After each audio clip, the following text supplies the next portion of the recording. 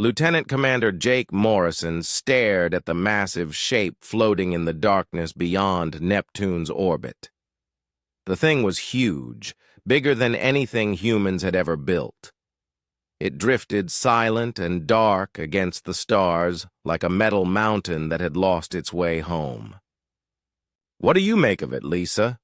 Jake asked his chief engineer. Lisa Carter ran her fingers across the scanner controls and frowned at the readings. "This doesn't make sense, sir. The hull is made from materials I've never seen before. These energy readings are impossible. According to my instruments, this ship should have fallen apart centuries ago, but somehow it's still holding together." Jake turned to his salvage specialist. "Ryan, can you get us inside?" Ryan Phillips nodded and checked. "His cutting tools. Give me an hour and I'll have a hole big enough for the whole team to walk through. But I have to say, this doesn't look like any derelict I've ever seen. Something about it feels wrong." The salvage ship moved closer to the massive vessel. Jake could see details now that made his skin crawl.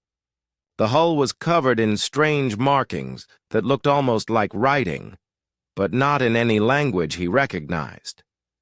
Deep scars ran along the metal surfaces, as if the ship had been in terrible battles. Some of the damage looked fresh, which was impossible since the ship had been drifting out here for who knows how long. Navigation Officer Kate Miller looked up from her station. "Sir, I'm picking up something strange on the long-range sensors. There are other ships out there, but they're not moving. They look like debris fields, but the pieces are too organized. It's like there was a massive battle here and we're looking at what's left of it." Jake felt a chill run down his spine. "How many ships?" "Hundreds, sir. Maybe thousands. All dead, all drifting. But this big one is the only intact vessel I can detect." Lisa's scanner beeped urgently. "Commander, you need to see this. I'm reading power signatures deep inside that ship. Very faint, but they're there. Whatever this thing is, it's not completely dead." Ryan finished setting up his cutting equipment on the hull. "Ready to breach, sir. But I have to warn you, the metal feels warm to the touch. That's not normal for something that's been floating in space for years." Jake made his decision. "Cut us a way in. Kate, you're with me. Lisa, keep monitoring those power readings. If anything changes, I want to know immediately." The cutting beam sliced through the strange hull material like a hot knife through butter. As soon as the hole was complete, lights began flickering inside the ship. Jake and his team exchanged worried looks. "That's not possible," Lisa whispered. "The ship was completely dark a minute ago." Jake drew his sidearm and stepped through the breach. The inside of the ship was like nothing he had ever seen. The corridors were wide enough for 10 people to walk side by side, and the walls were covered in the same strange writing they had seen on the hull. But what caught his attention were the lights. They were coming on in sequence, as if the ship knew they were there. Kate followed close behind, her scanner in hand. "Sir, the atmosphere in here is breathable. That's impossible. This ship should be vacuum inside, but somehow it's maintaining life support." They moved deeper into the vessel, and Jake noticed that their footsteps echoed strangely, as if the corridors were much longer than they appeared. The ship seemed to stretch on forever in all directions. They passed rooms filled with equipment he couldn't identify, and walls covered in star charts showing star systems he had never heard of. "Look at this," Kate called from a side corridor. She was standing in front of a massive display screen that had just flickered to life. The screen showed a map of the galaxy, but not the galaxy Jake knew. This one showed human colonies on thousands of worlds, trade routes spanning incredible distances, and military outposts in star systems that were supposed to be empty. Lisa's voice crackled over the radio. Commander, you need to get back here now. The power readings are spiking all over the ship. Something big is happening. But before Jake could respond, a deep voice filled the corridor around them. It spoke in perfect English, but with an accent Jake couldn't place. "Welcome aboard the UES Sovereign's Wrath. I have been waiting for you." Jake spun around, looking for the source of the voice, but saw nothing except empty corridor. "Who are you? Where are you?" "I am Admiral Sam Harrison, commanding officer of this vessel. Or rather, I was. Now I am something else, something between the living and the dead. I am what remains when duty transcends death itself." Kate grabbed Jake's arm. "Sir, the scanner shows no life signs anywhere on this ship except us." The voice continued, seeming to come from everywhere at once. "You are confused. That is understandable. You have stumbled upon something that should not exist in your timeline. This ship comes from your future, from a war that has already been fought and lost. We were sent back to prevent that loss from ever happening." Jake's mind struggled to process what he was hearing. "That's impossible. Time travel is theoretical at best. Many things are impossible until they become necessary. Your species faces extinction, Commander Morrison. In 18 months, an alien coalition called the Dominion will arrive at Earth with a single purpose: to eliminate humanity before you can spread across the galaxy. They have seen what your kind becomes when given time to grow." The corridor around them began to change. The walls became transparent, and Jake found himself looking out at the battle debris Kate had detected earlier. But now he could see what had really happened here. The wreckage wasn't random. It was arranged in battle formations, human ships and alien vessels locked in eternal combat. "This is where we made our last stand," the voice said sadly. "Earth had already fallen. The colonies were burning. Billions of humans were dead or enslaved. But we had one last weapon, one final gambit. We sent the Sovereign's Wrath back through time to change history itself." Ryan's voice came over the radio, tight with fear. "Commander, we have a problem. The breach we made is sealing itself. The hull is actually healing. We're trapped in here." Jake felt panic rising in his chest. "Sam, or whoever you are, let my people go. We didn't come here to fight. We're just salvage workers. You came here because I called you. Your ship, your crew, your presence at this exact moment in time. None of it is coincidence. You are here because humanity's future depends on it. The Dominion scouts are already in your solar system. They believe Earth is defenseless. They are about to learn how wrong they are." The ship around them hummed to life. Jake could feel power flowing through the deck plates beneath his feet. Lights came on throughout the massive vessel, revealing corridors that stretched beyond sight. Through the transparent walls, he watched as weapon systems emerged from hidden compartments in the hull. Kate stared at her scanner in disbelief. "Sir, this ship is over 20 kilometers long. The power output is beyond anything in our technology. If this thing is fully operational, it will be," Sam's voice said. "But first, you must understand what you have awakened. This is not just a ship. It is humanity's rage given form. Our refusal to accept extinction made manifest. Every human who died fighting the Dominion, every world that burned, every child who never got to grow up, their fury lives in these walls." Jake looked around at his small team, trapped aboard a ghost ship from a future that might never happen. Outside, the wreckage of an ancient battle surrounded them like a graveyard of civilizations. And somewhere in the darkness, alien scouts were watching Earth, planning humanity's destruction. "What do you want from us?" Jake asked. "I want you to help me save our species. I want you to help me turn humanity's greatest defeat into its most terrible victory. The Dominion thinks they know what humans are capable of. They are about to discover they were wrong." Jake Morrison found himself standing in what looked like the bridge of the Sovereign's wrath, though he couldn't remember walking there. The space was enormous, filled with control stations that seemed to operate themselves. Holographic displays showed star maps and tactical data that made his head spin. "Do not be alarmed by the disorientation," Sam Harrison's voice said from everywhere at once. "Moving through this ship requires more than walking.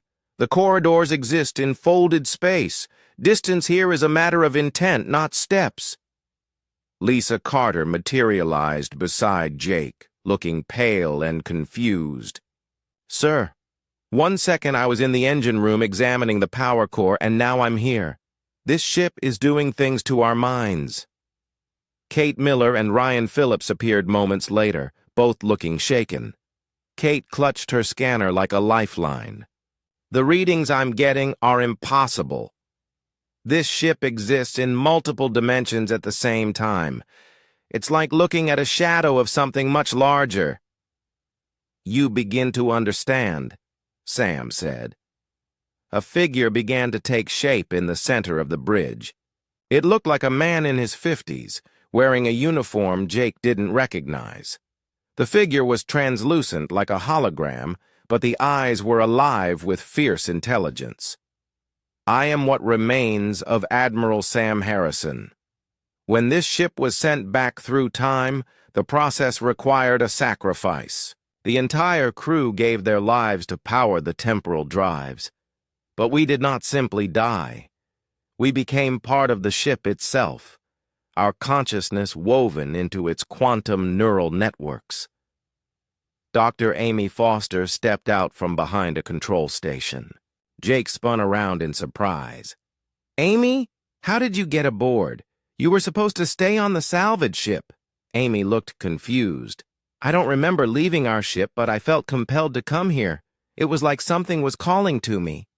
She looked at Sam's ghostly figure with scientific curiosity rather than fear.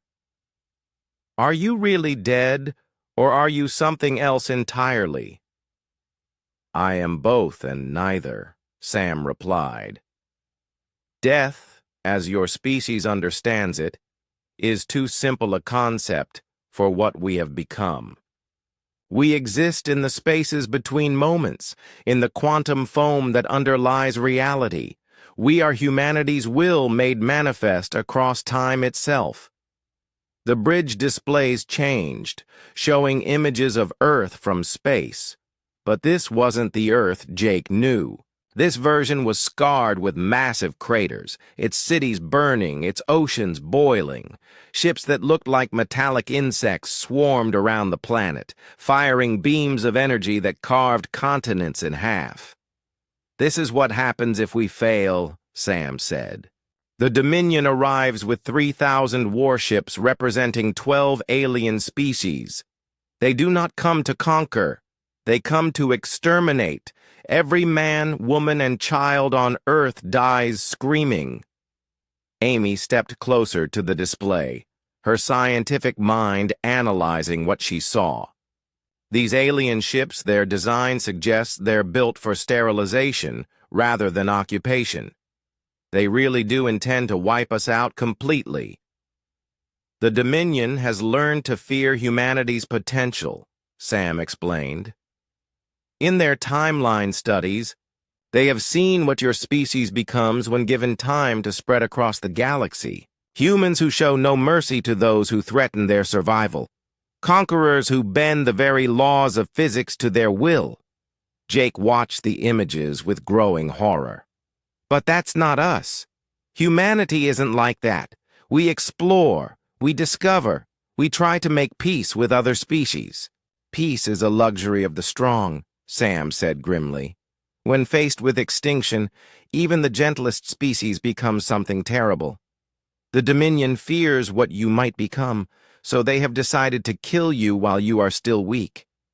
The images changed again, showing the solar system as it existed in Jake's time.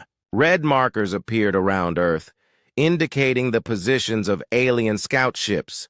There were dozens of them, hidden behind asteroids and moons, watching and waiting. "They have been studying you for months," Sam continued, "learning your weaknesses, cataloging your weapons, planning the most efficient way to eliminate your species. They expected to find a primitive world with crude technology. Instead, they are about to encounter something far more dangerous." Lisa stared at the ship's incredible power displays. "How is this possible? The energy output alone should tear this ship apart. The materials science required to build something like this won't exist for centuries." "Time is not a river flowing in one direction," Sam said. "It is an ocean with currents and tides. This ship was built with knowledge taken from multiple timelines, using materials forged in the hearts of dying stars, powered by the fury of an entire species facing extinction." Kate looked up from her scanner. "Sir, I'm detecting something approaching from the outer system. Multiple contacts moving fast. They're not using any propulsion system I recognize." The main display shifted to show 3 sleek ships emerging from behind Jupiter. They moved with fluid grace, like living things swimming through space. Their hulls were smooth and organic-looking, covered in patterns that seemed to shift and change. "The Dominion Scouts," Sam said. "They have noticed the Sovereign's wrath awakening. They are coming to investigate what they assume is a malfunction in their surveillance." Ryan checked his sidearm, though he knew it would be useless against alien technology. "How many aliens are on those ships?"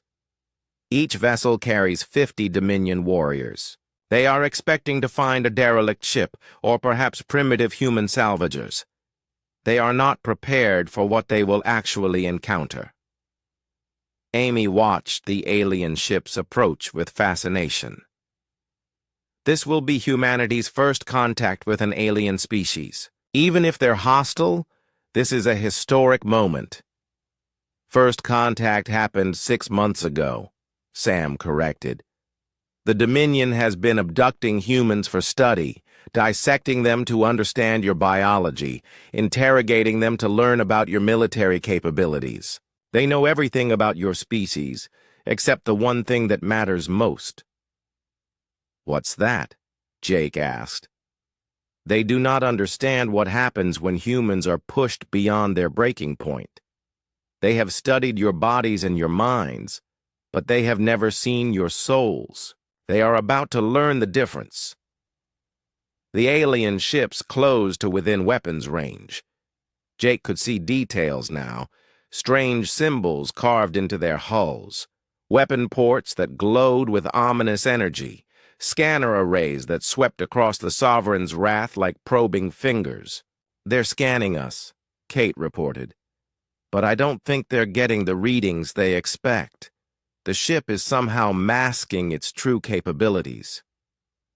"The Sovereign's wrath appears to their sensors as little more than an ancient derelict," Sam explained.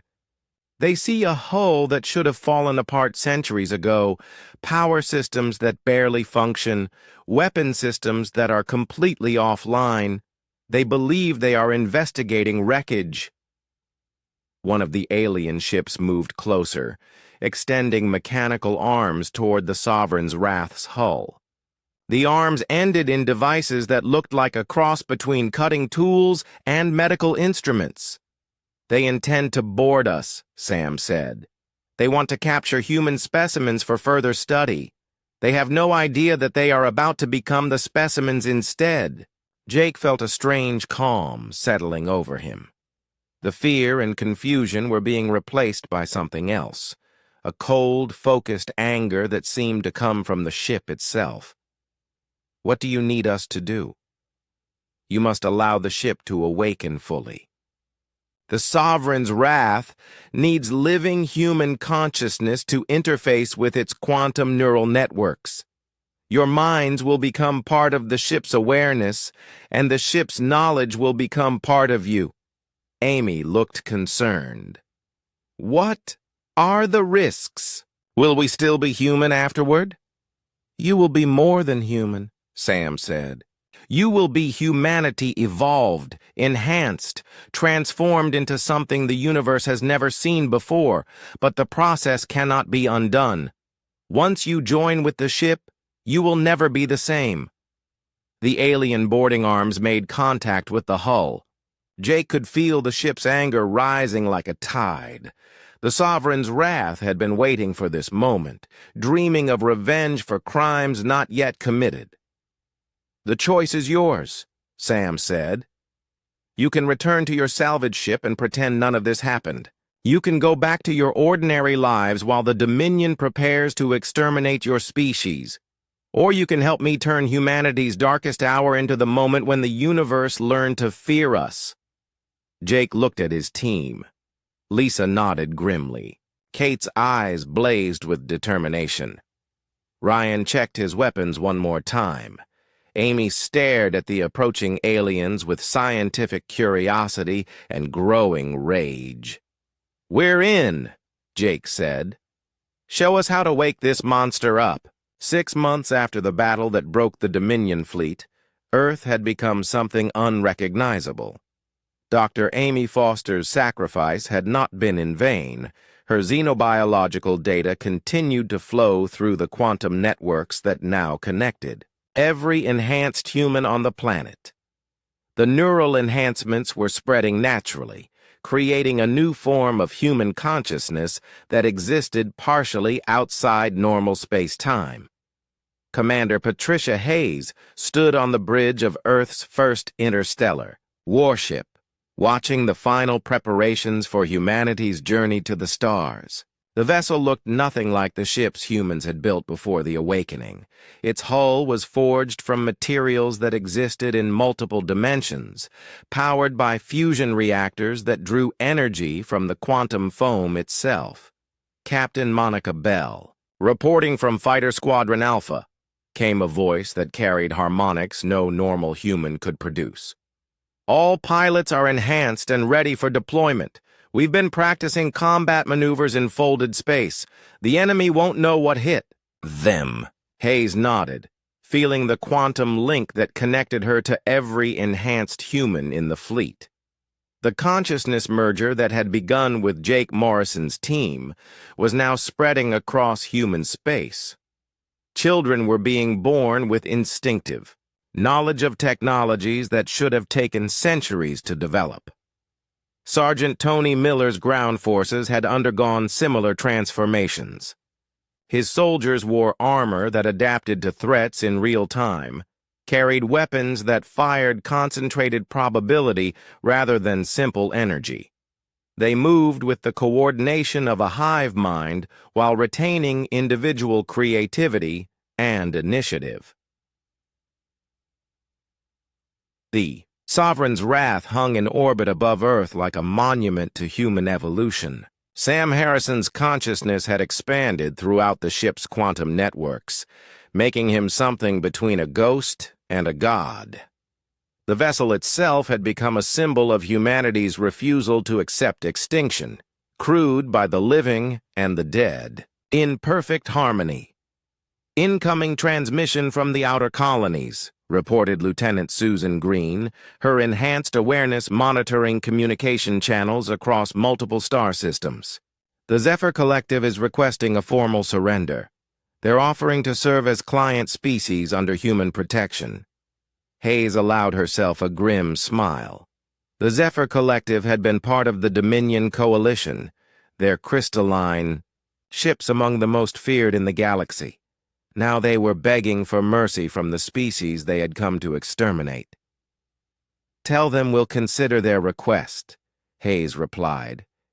But first, they need to provide intelligence on the remaining Dominion holdouts. We want to know where every alien military installation is located, what weapons they still possess, and which species are still planning resistance. The transformation of human consciousness had brought unexpected benefits. Enhanced humans could perceive quantum probability fields, allowing them to predict enemy actions with uncanny accuracy. They could interface directly with technology using thought alone, turning every ship and weapon into an extension of their will. Captain Richard Stone commanded the Deep Space Reconnaissance Fleet that was mapping Dominion territory. His ships moved through hyperspace like ghosts, invisible to alien sensors, cataloging every enemy position for the coming campaigns. "We've located the hive swarm's primary breeding worlds," Stone reported through the quantum link. 12 systems, heavily fortified, but their bioships are no match for temporal weapons. We could sterilize all of them in a coordinated strike. Hayes felt the collective consciousness of humanity considering the option. The species that had once explored space with peaceful intentions was learning to think like predators. Every alien threat would be eliminated, every potential enemy removed before they could threaten Earth again. "Hold position and continue surveillance," Hayes ordered. "We'll move against the hive swarms after we finish with the Crystal Syndicate. I want every enemy's stronghold mapped before we begin the final offensive." Dr. Eric Mason, Amy Foster's replacement as chief xenobiologist, studied the genetic samples taken from captured alien prisoners.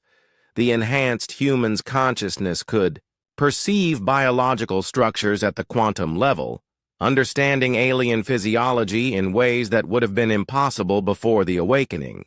"The Dominion species all share certain genetic markers," Mason reported. "They've been deliberately evolved for conformity and collective thinking. Individual creativity has been bred out of them over thousands of years. That's why they couldn't adapt to our quantum tactics. Their minds literally can't process that level of innovation." The irony wasn't lost on anyone. The aliens had feared humanity's potential for violence and conquest, so they had tried to destroy Earth before humans could spread across the galaxy. Instead, their attack had triggered the very transformation they were trying to prevent. Admiral Walter Cruz commanded the shipyards that were building humanity's new battle fleet. Every vessel incorporated technology taken from the sovereigns, wrath, weapons, and defenses that existed outside normal physics. The ships looked more like living organisms than mechanical constructs, their hulls covered in patterns that shifted and changed as they moved through space. "Production is ahead of schedule," Cruz reported. "We'll have 50 interstellar warships operational within a year. Each one carries enough firepower to destroy entire star systems. The aliens wanted to face humanity at full strength. They're about to get their wish." The quantum link carried news from across human space. Enhanced humans were establishing colonies on worlds the Dominion had abandoned, turning former alien strongholds into bases for further expansion. The species that had once been confined to a single star system was spreading across the galaxy like wildfire. Captain Laura White commanded the intelligence division that was interrogating captured alien prisoners. The enhanced humans could read alien thoughts directly, extracting information without the need for crude torture or manipulation. "The remaining Dominion species are terrified," White reported. "They're abandoning entire sectors rather than face human forces. Some are fleeing to unexplored regions of the galaxy. Others are requesting asylum from species that aren't part of the coalition." Hayes felt a cold satisfaction flowing through the quantum link. Humanity had learned the universe's most important lesson. Sometimes the best defense was making your enemies regret they ever knew you existed. The Sovereign's wrath began moving toward the edge of the solar system, its destination the Dominion's former capital world. Sam Harrison's ghostly consciousness would lead the final assault, carrying the rage of billions of dead humans to the heart of alien space. "All fleets report ready for deployment," Hayes announced through the quantum link. Enhanced crews are standing by. Temporal weapons are charged and locked on target. The species that came to exterminate us is about to learn what extinction really means.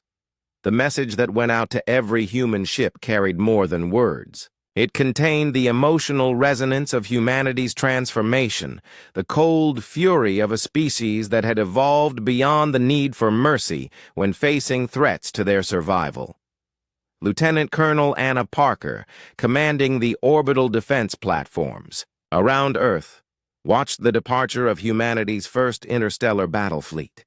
The ships moved with impossible grace, their hulls shimmering with energies that existed in multiple dimensions. Target coordinates confirmed, Parker reported. All Dominion strongholds have been cataloged. Estimated time to complete pacification of alien territory is 18 months. Hayes nodded, feeling the collective will of enhanced humanity flowing through the quantum link.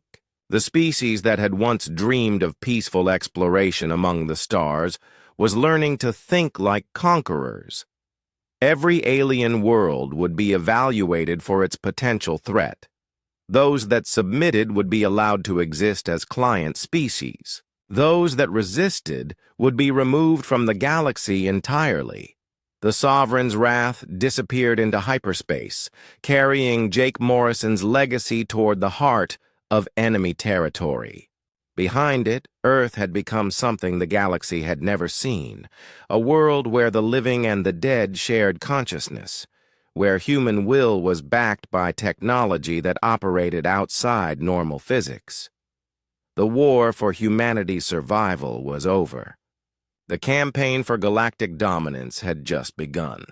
The species that had once been prey was now the apex predator of known space, and the universe would never be the same. Commander Jake Morrison's final words echoed through the quantum link that connected every enhanced human across the galaxy. We are the children of those who refuse to die. We are the ghost in the machine, the fury in the dark. We are humanity awakened, and the stars themselves will learn to fear our name. The main Dominion fleet emerged from hyperspace like a plague of metal locusts. 3,000 warships representing 12 alien species spread across space in perfect formation. Each vessel was a monument to the galaxy's fear of humanity, built with technologies designed specifically to exterminate Jake Morrison's species. Jake stood on the bridge of the Sovereign's wrath, his consciousness now expanded far beyond human limits. Through quantum links, he could perceive the enemy fleet in perfect detail, every ship, every weapon, every alien mind focused on Earth's destruction. The neural enhancement had changed him into something between human and machine, organic thought, merged with quantum processing power. Fleet Admiral Patricia Hayes is requesting a tactical assessment, Lisa Carter reported. Her voice carried harmonics that resonated through multiple dimensions, a side effect of her integration with the ship's engineering systems. Earth's defense fleet is in position, but they're badly outnumbered. Kate Miller's enhanced awareness tracked every enemy vessel simultaneously. The Dominion brought everything they have: battle cruisers from the Zephyr Collective, bioships from the Hive Swarms, energy projectors from the Crystal Syndicate. This isn't just an invasion force, it's a coalition built specifically to end human existence. Amy Foster studied the alien fleet through sensors that could analyze quantum signatures and temporal displacement fields. Each species in the coalition has been conquered or absorbed by the others over thousands of years. They're united only by their terror of what humans might become if given time to spread across the galaxy. Ryan Phillips felt the Sovereign's wrath's weapons systems responding to his thoughts. The ship carried armaments that existed partially outside normal space-time, weapons forged in the fires of humanity's future rage. The temporal cannons are charged and ready. Quantum torpedo tubes are loaded. We have enough firepower to glass entire star systems, but there are so many of them. Through the quantum link that connected all enhanced humans, Jake could sense the other awakened scattered throughout Earth's defense fleet. Captain Monica Bell led a squadron of fighters that moved with impossible coordination. Their pilots' consciousness merged with their ship's AI systems. Ground forces, commanded by Sergeant Tony Miller, defended key installations using armor that adapted to threats in real time. The Dominion fleet began its attack with methodical precision. Energy beams lanced out from their lead ships, probing Earth's defenses. They expected to find primitive shields and crude weapons, easy prey for their advanced technology. Instead, their attacks struck barriers that existed in multiple dimensions, simultaneously deflecting the assault across temporal boundaries. "They're confused," Kate observed. "Their sensors can't understand how our defenses work. To them, it looks like we're using technology that shouldn't exist for another 1,000 years.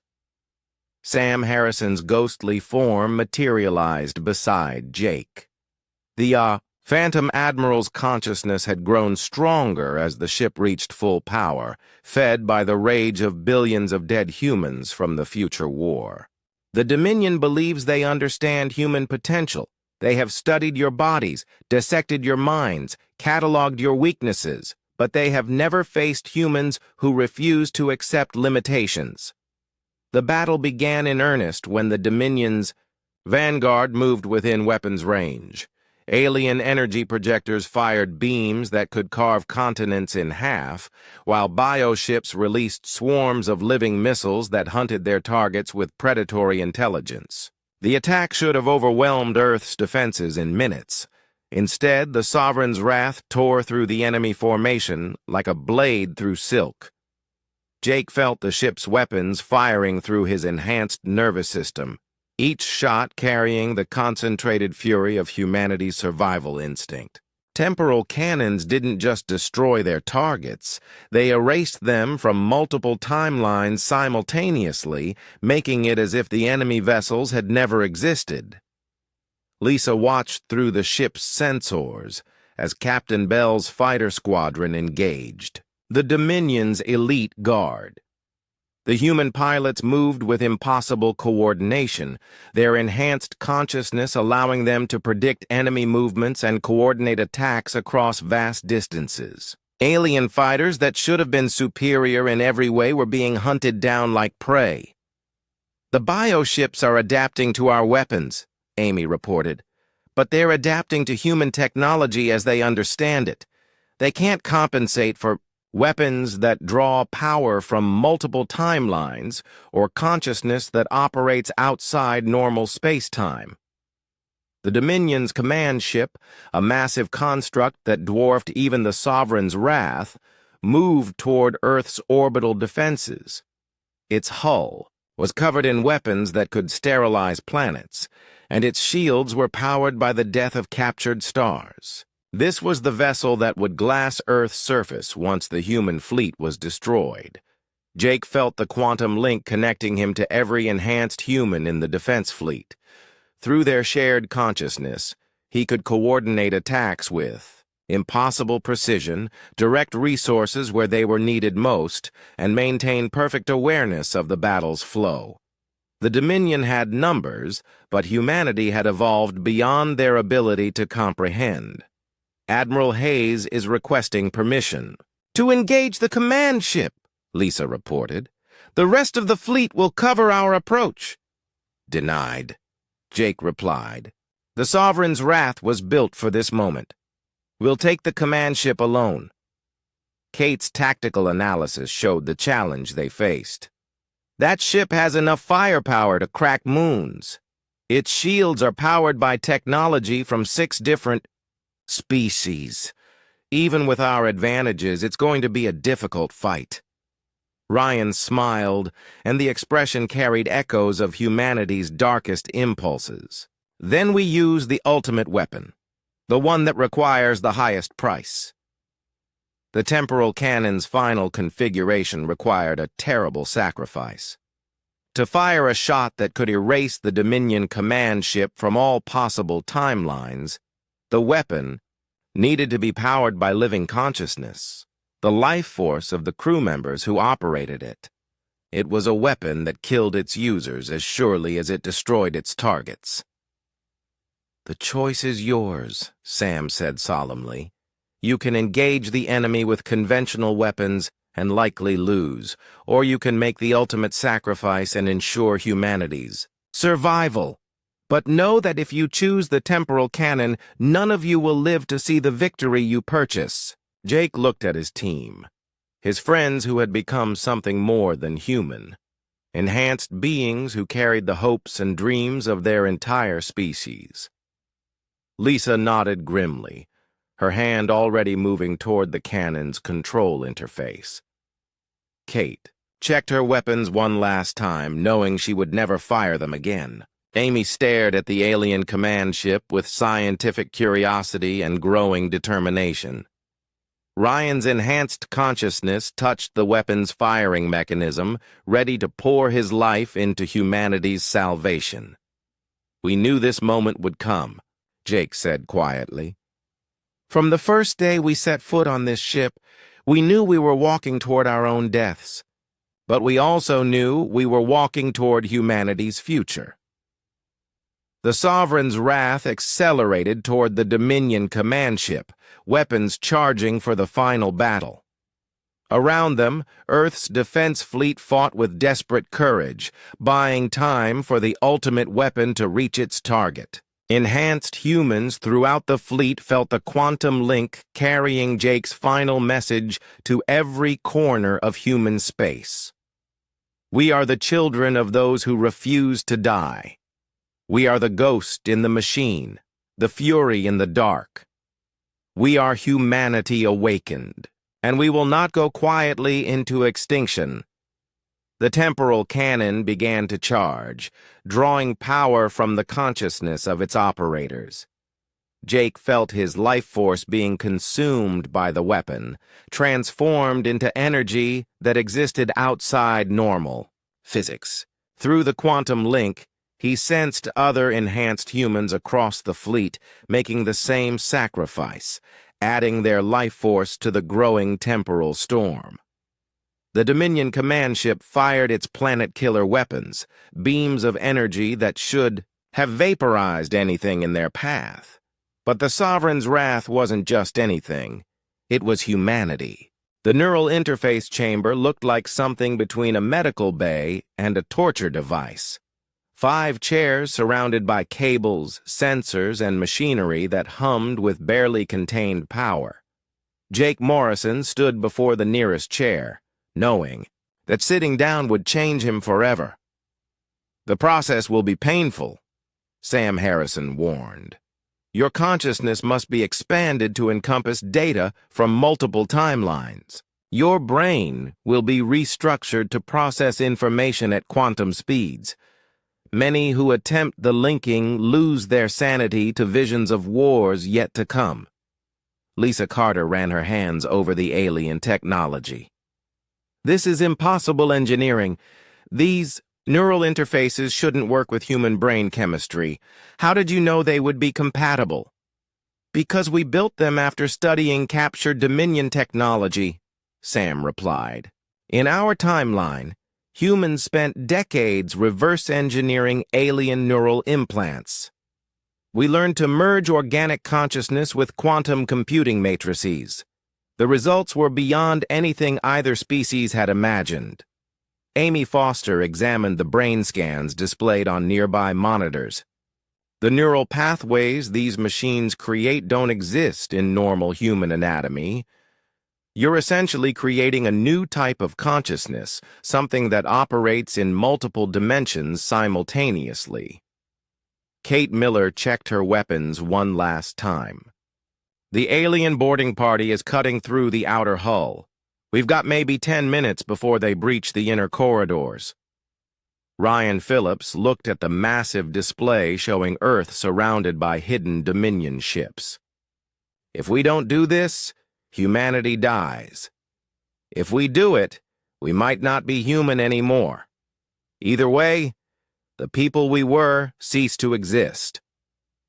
Jake made his decision and sat in the central chair. The moment he settled into place, the machine began to hum.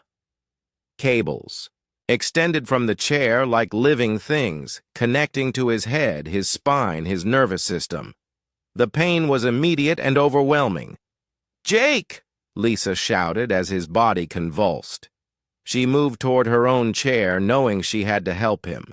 Bear the load. One by one, the others followed suit. The neural linking hit each of them like lightning. Jake felt his mind expanding beyond the boundaries of his skull, reaching out through quantum space to touch other consciousness. He could suddenly see through. Sensors all over the ship, feel the power flowing through conduits that stretched for kilometers. Hear the electromagnetic signatures of every system coming online. Lisa's consciousness merged with the ship's engineering systems. She understood technologies that wouldn't be invented for centuries, felt the heartbeat of fusion reactors that existed partially outside normal space-time. The ship's power source wasn't just nuclear fusion, it was controlled temporal collapse, drawing energy from the death of stars across multiple timelines. Kate found her awareness spreading through the ship's tactical systems. She could see the Dominion boarding party moving through the outer corridors, their alien forms visible through sensors that detected everything from heat signatures to quantum displacement. She knew their weapons, their armor, their tactical doctrines as if she had studied them for years. Amy's enhanced consciousness touched the ship's vast databases. She absorbed information about dozens of alien species, their biology, their technology, their weaknesses. The Dominion was not a single race, but a coalition of species united by fear of humanity's potential. Each had been conquered or absorbed by the others over millennia, creating an empire built on mutual distrust and shared terror. Ryan felt his mind merge with the ship's weapon systems. The Sovereign's wrath carried armaments that defied physics as he understood it. Temporal cannons that could erase targets from multiple timelines simultaneously. Quantum torpedoes that existed in probability states until they struck their targets. Energy weapons that drew power directly from the vacuum of space itself. Through their enhanced awareness, they watched the first Dominion soldiers enter the ship. The aliens moved in perfect formation, their bio-armor gleaming under the corridor lights. They looked like a cross between insects and reptiles, with multiple arms and sensor arrays that constantly swept their surroundings. "Fascinating," Amy whispered, her voice carrying harmonics that shouldn't be possible for human vocal cords. Their neural structure is collective rather than individual. Each soldier is part of a shared consciousness, but that also makes them predictable. Jake felt the ship's personality awakening around him. The Sovereign's wrath wasn't just a machine. It was a living entity forged from the death screams of billions of humans. Every person who had died in the future war had left an echo in the ship's quantum matrix. Their rage, their defiance, their refusal to accept extinction had become part of the vessel itself. "They're in the central corridor," Kate reported. Her enhanced tactical awareness could track each alien soldier's movements, predict their actions before they made them. 12 soldiers in the vanguard moving toward what they think is the bridge. "Let them come," Sam said. His ghostly form was becoming more solid as the ship's power increased. Other figures began to materialize around the bridge. The Phantom, crew of the Sovereign's wrath, dead humans from a future that might never happen. They expect to find helpless primitives. Instead, they will face humanity awakened. The alien soldiers reached the bridge and stopped in confusion. Their sensors told them the space was empty, but their instincts warned them otherwise. The lead soldier gestured with one of its 4 arms, and the others spread out in a standard search pattern. Jake stood up from the neural interface chair, feeling power coursing through his transformed body. His awareness now extended throughout the ship and beyond, touching quantum fields that connected him to the very fabric of space-time. When he spoke, his voice carried the authority of humanity's collective will. You are trespassing on human territory. Withdraw immediately or face the consequences. The aliens spun around, weapons rising, but they saw nothing. Jake and his team were standing right there on the bridge, but the Dominion soldiers' sensors couldn't detect them. The neural linking had changed them into something that existed partially outside normal space-time. The lead alien spoke in a harsh, chittering language that the ship's translation systems converted to English. Primitive humans detected. Beginning capture protocols. Specimens will be processed for intelligence extraction. You have made a mistake, Jake said calmly. You came here expecting to find weak prey. Instead, you have awakened something that should have been left sleeping. Lisa raised her hand, and the ship's lights dimmed. In the growing darkness, the phantom crew began to appear. Hundreds of ghostly figures materialized throughout the bridge, dead humans from the future war, their faces twisted with rage and loss. They had given their lives to send this ship back through time, and their sacrifice had made them part of it forever. The alien soldiers opened fire with weapons that should have vaporized anything they hit. The energy beams passed harmlessly through the phantom crew and struck the ship's walls, only to be absorbed and redirected back at the attackers. The Dominion soldiers found themselves burning under the power of their own weapons. Kate stepped forward, her enhanced form shimmering with quantum energy. Your tactics are outdated. Your technology is primitive compared to what we have become. Your species has made the same mistake that doomed so many others throughout galactic history. What mistake? The dying alien commander gasped. Ryan smiled, and the expression was terrible to see. You awakened something that was better left alone. You poked the sleeping dragon, and now it's going to burn down your entire empire. Amy approached the wounded aliens with scientific curiosity. Your biology is interesting but flawed. Your collective consciousness makes you predictable.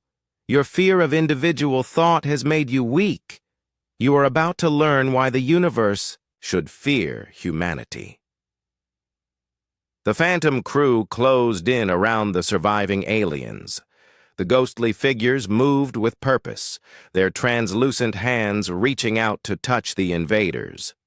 Where they made contact, the Dominion soldiers began to scream.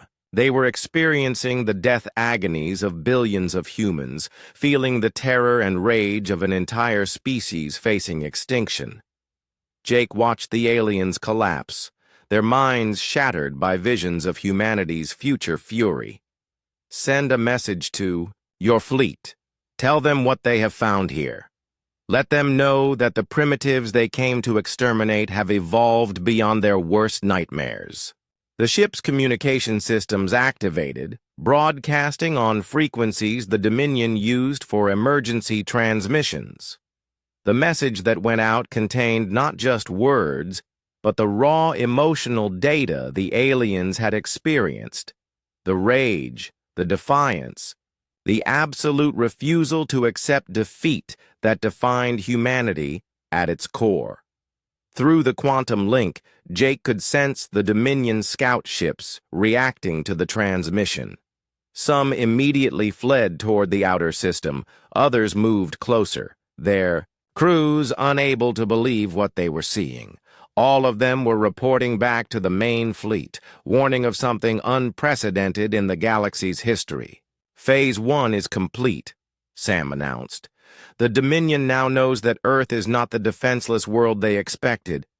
But this is only the beginning. The real battle starts when their main fleet arrives. Lisa felt the ship's systems coming fully online. Weapon batteries that had been